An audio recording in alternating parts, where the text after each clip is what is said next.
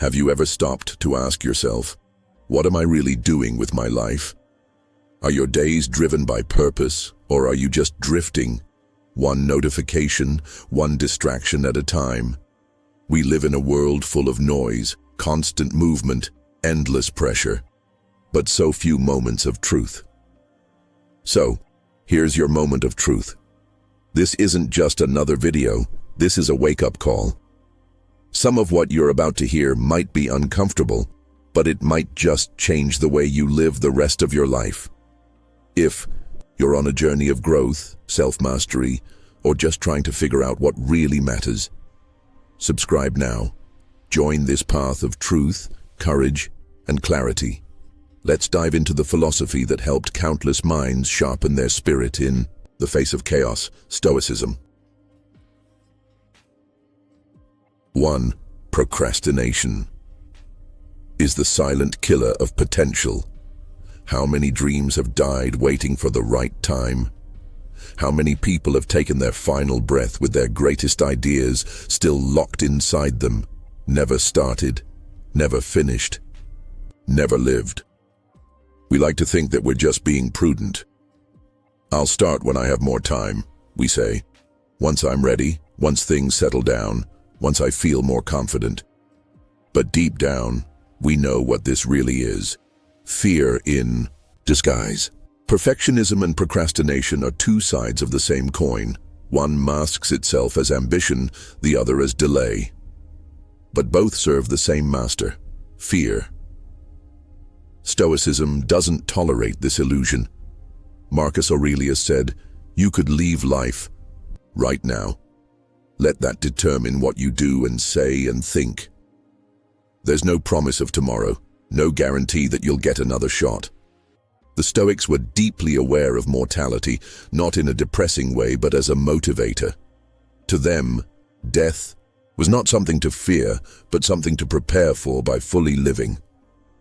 Time is the most precious resource we have. Unlike money or possessions, it cannot be stored, earned back, or replaced. Every minute you waste is a minute you'll never get again. The tragedy is not that we run out of time, it's that we don't use the time we have. You don't need a perfect plan. You don't need a full roadmap or the right tools. What you need is movement, however small, however shaky. The Stoic Epictetus taught that if you want to improve, be content to be thought foolish and stupid. In other words, be willing to begin before you're ready. Be willing to stumble. Be willing to start afraid. Starting is the real challenge. It requires courage and vulnerability. But once you begin, momentum takes over. One small action leads to another. A few awkward first steps lead to growth. Slowly, your fear gives way to confidence, not because you waited for it, but because you built it through action. Procrastination whispers that you have more time. Stoicism counters with a shout, "Do it now." The difference between the life you want and the life you have often comes down to one moment of decision, choosing to act rather than delay. Think about what you've been putting off. A project, a conversation, a change you know you need to make. What if you stopped waiting? What if you simply began? You might not feel ready, but no one ever does. Readiness is a myth. Action is real. Take one step, just one, then take another. That's how dreams are built, one imperfect step at a time. Because the cost of delay isn't just time, it's potential. It's the version of you that never existed because you never gave yourself permission to begin. And the longer you wait, the heavier the burden becomes. Not just of wasted time, but of regret. Regret is a weight far greater than fear. You don't want to look back and realize that your life was defined by hesitation. You want to look back and see motion, effort, courage, even if it wasn't perfect. So start today, not tomorrow, not when everything lines up, not when you feel ready. Start small, start scared, but start. 2. You're chasing the wrong things. What are you really chasing? It's an uncomfortable question, but one worth asking. Because in today's world, we're constantly nudged, no, pushed, to run after things that don't actually satisfy us. More money, more followers, more recognition. We're told these are signs of success. But when we get them, why do we still feel empty? Stoicism provides a radically different perspective. While the modern world celebrates external achievements, the Stoics remind us to focus on internal stability. As Seneca wrote, "It is not the man who has too little, but the man who craves more, that is poor." The pursuit of externals, money, fame, validation, is endless. Once you get what you want more. The finish line keeps moving, and in chasing it, we often abandon the very things that make life meaningful. How many relationships have been neglected in the pursuit of success? How many moments have been missed while chasing an image? The Stoics urge us to return to what really matters: virtue, integrity, and peace of mind. Virtue in Stoicism isn't just a moral ideal.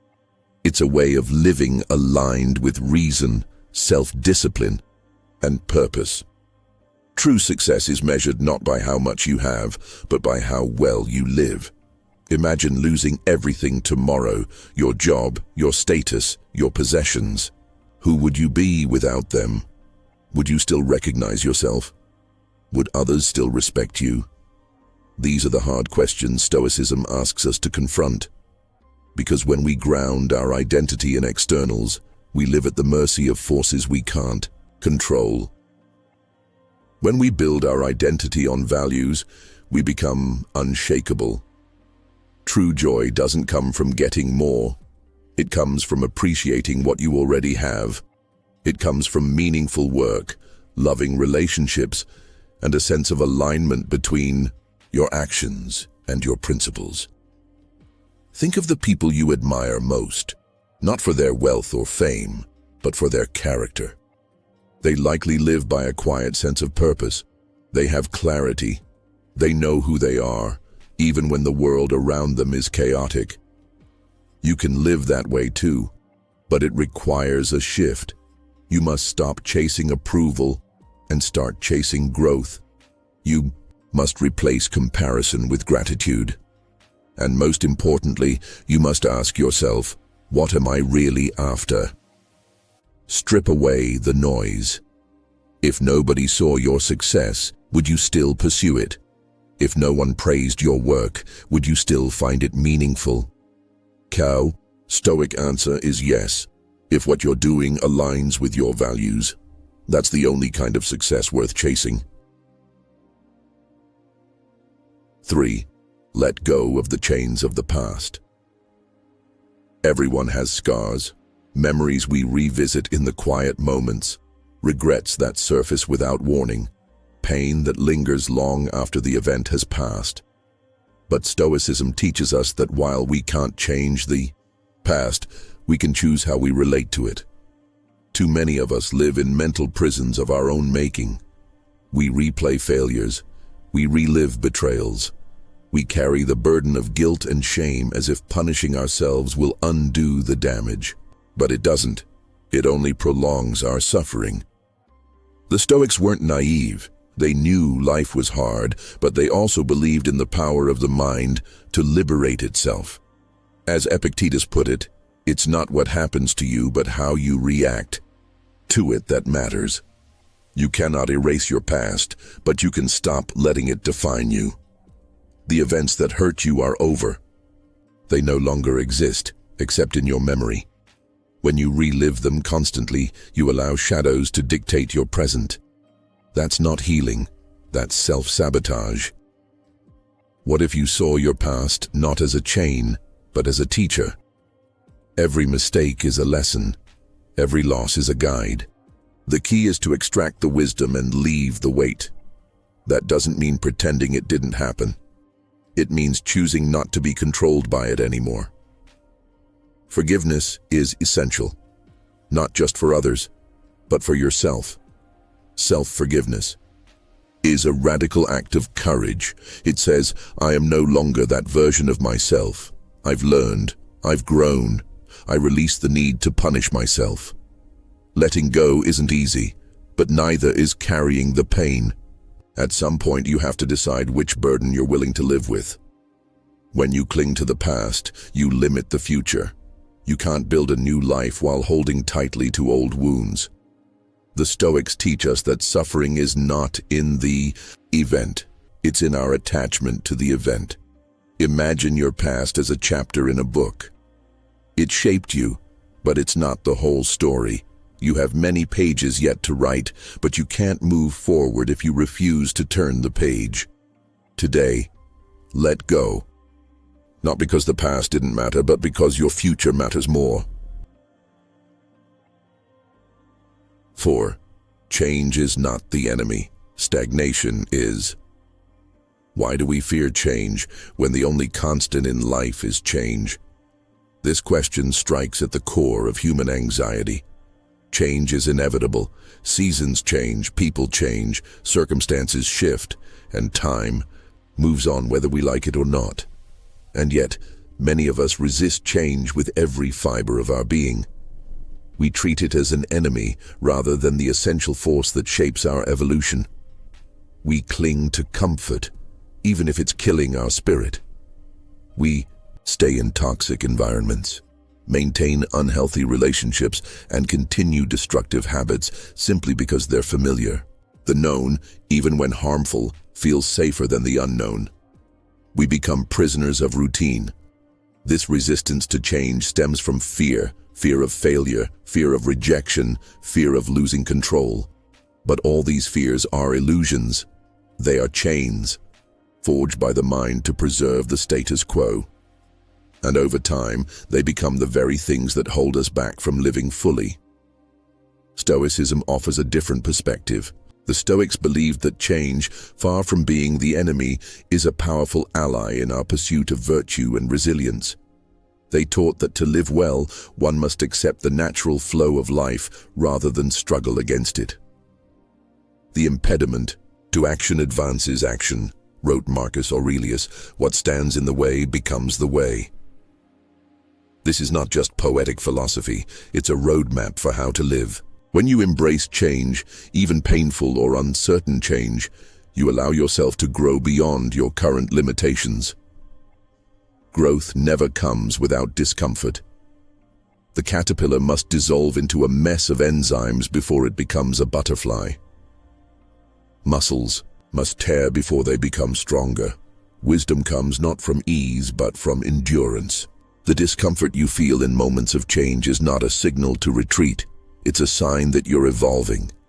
Life is motion. The universe itself is in constant flux. Stars are born, galaxies collide, rivers carve canyons, and every cell in your body is regenerating at this very moment. To resist change is to resist life itself. And the more you resist it, the more it will break you instead of build you. The illusion of safety and routine is just that, an illusion. Comfort zones may feel secure, but they are rarely fulfilling. Over time, they become cages. You wake up one day realizing that your life hasn't moved forward in years. You're stuck in the same place, doing the same things, with the same frustrations and regrets. This is not living, it's stagnating. Stagnation is a slow death. It dulls your spirit, weakens your resolve, and erodes your confidence. You were not born to remain static. You were born to learn, to strive, to adapt, and to become. Change is the vehicle of that becoming. Ask yourself this: what if the unknown isn't a threat but an opportunity?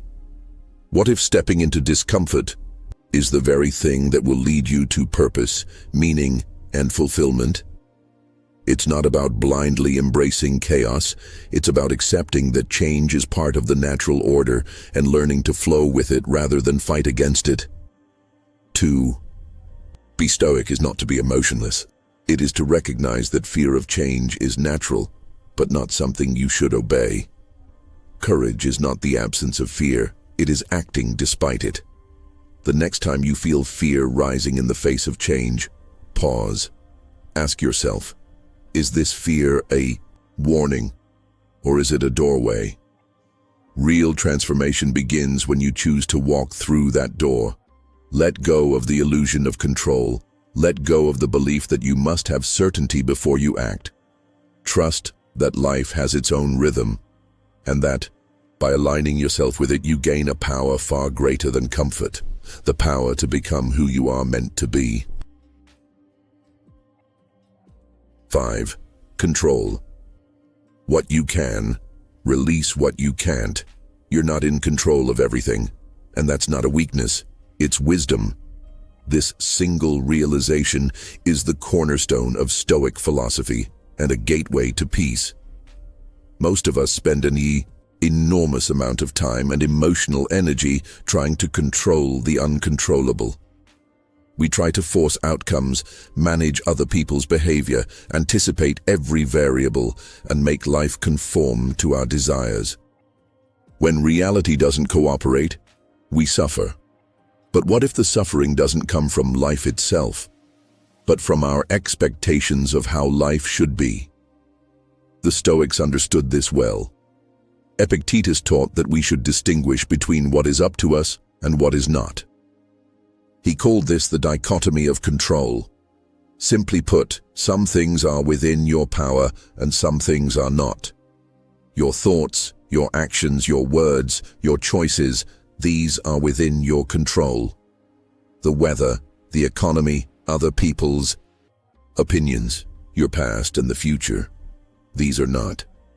The more you focus on the things you cannot control, the more anxious, frustrated, and powerless you become.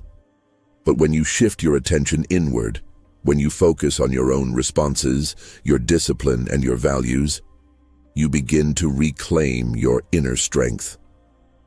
Let's be clear. Letting go of control is not the same as giving up. It's not apathy or surrender. It's clarity. It's choosing to put your energy where it can actually make a difference.